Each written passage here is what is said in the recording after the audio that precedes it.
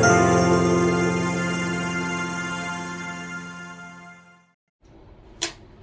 Friends, आज हम जानेंगे रोटेटर कफ इंजरी या रोटेटर कफ टियर के बारे में। रोटेटर कफ एक मांसपेशियों का गुच्छा रहता है जो हमारे शोल्डर के आजू बाजू में रहता है। रोटेटर कफ टियर या रोटेटर कफ इंजरी हमारे कंधे में होने वाली एक सबसे कॉमन सॉफ्ट टिश्यू इंजरी है फ्रैक्चर्स के बाद। तो ये हमारा कंधे का मॉडल है।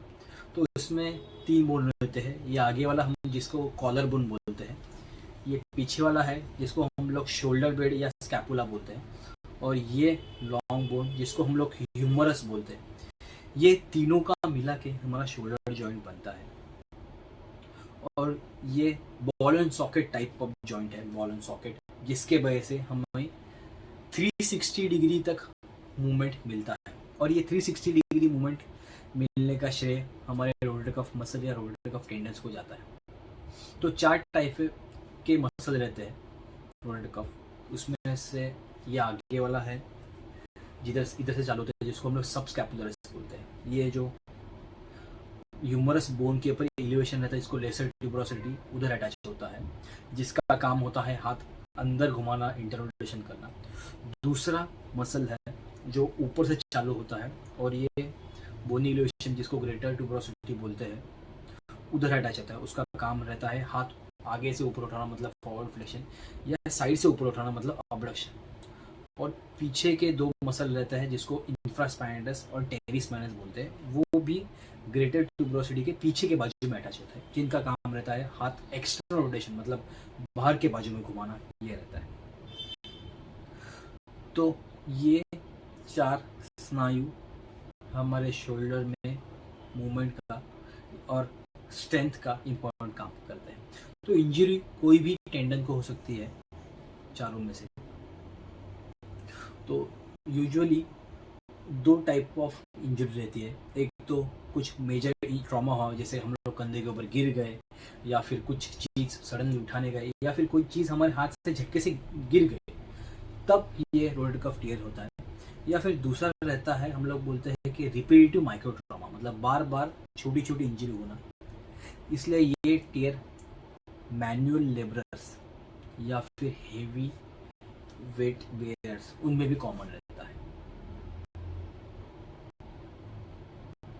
तो ये टियर होने के बाद उसके यूजुअली जो डायग्नोसिस करने के लिए कुछ हम लोग टेस्ट करते हैं, डिफरेंट काइंड ऑफ टेस्ट, वो मसल स्ट्रेंथनिंग चेक करने के लिए। और उसके साथ कुछ कॉमन लक्षण रहते हैं कि जैसे हाथ में कमजोरी आना, हाथ ऊपर ना उठा पाना, या फिर रात में कंधे में दर्द करना। जैसे हम लोग वो कंधे पे सोने पर ट्राई करते हैं तो कंधे में दर्द करता है।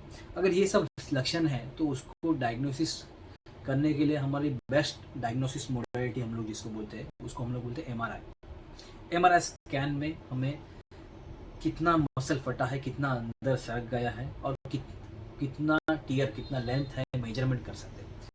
कुछ लोग डायग्नोसिस के लिए अल्ट्रासाउंड भी एडवाइस करते हैं, बट वो एमआरआई इतना बेस्ट नहीं है।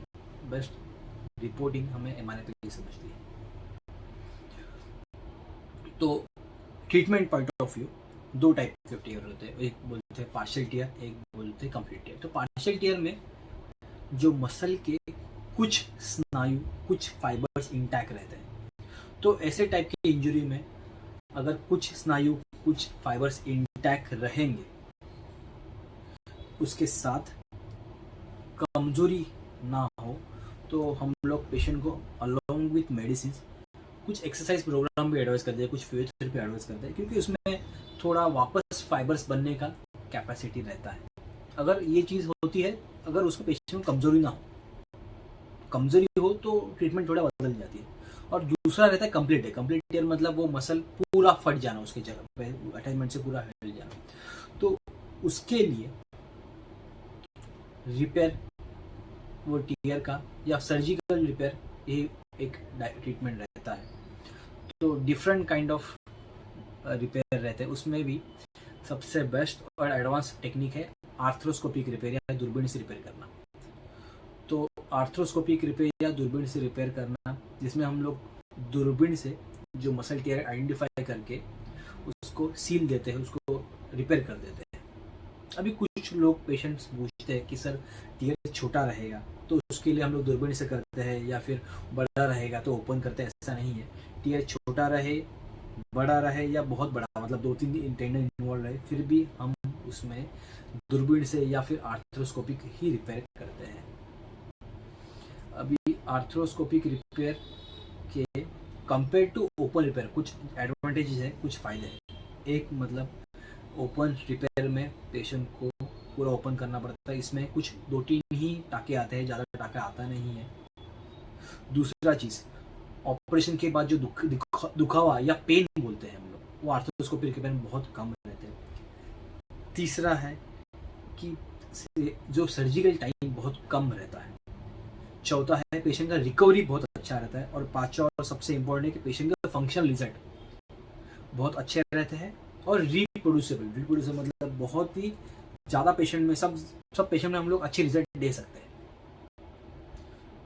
अगर आपको रोटेटर कफ टियर के बारे में, रोटेटर कफ के बारे में फिर कुछ जानकारी चाहिए तो प्लीज़ हमारे कमेंट बॉक्स में मैसेज करिए या फिर हमें मेल करिए। Thank you.